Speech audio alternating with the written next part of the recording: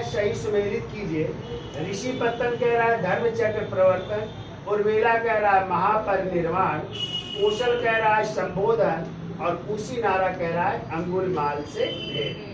तो पहले तो आप जानिए ऋषि पत्तन का ही दूसरा नाम है सारनाथ। क्या नाम है?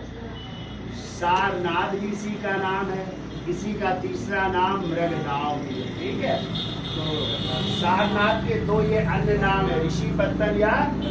और आपको पता है कि जब गौतम बुद्ध को ज्ञान प्राप्त हुई बोध गया में, तो इसके बाद गए कहाँ पे? सारनाथ।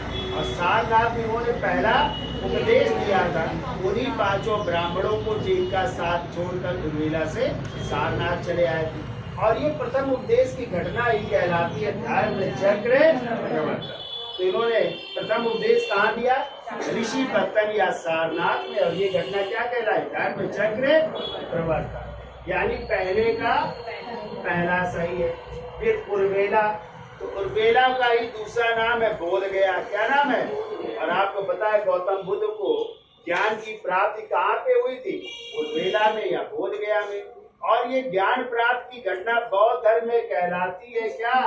संबोधि। क्या कहलाती है?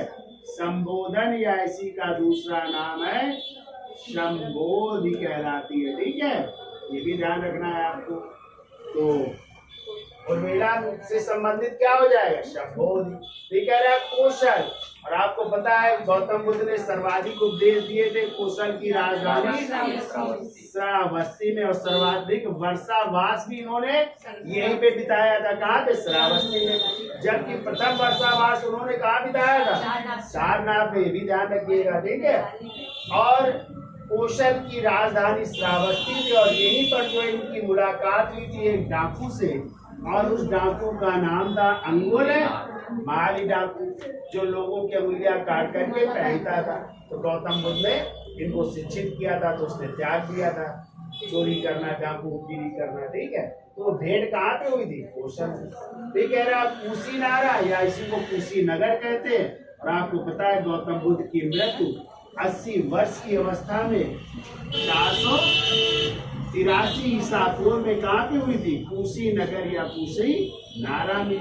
और इस घटना को बौद्ध धर्म में कहते हैं महापरिनिर्वाण कहते हैं। क्या कहते हैं?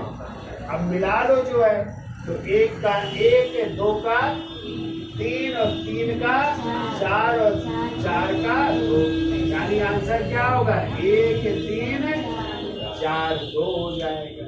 ठीक है।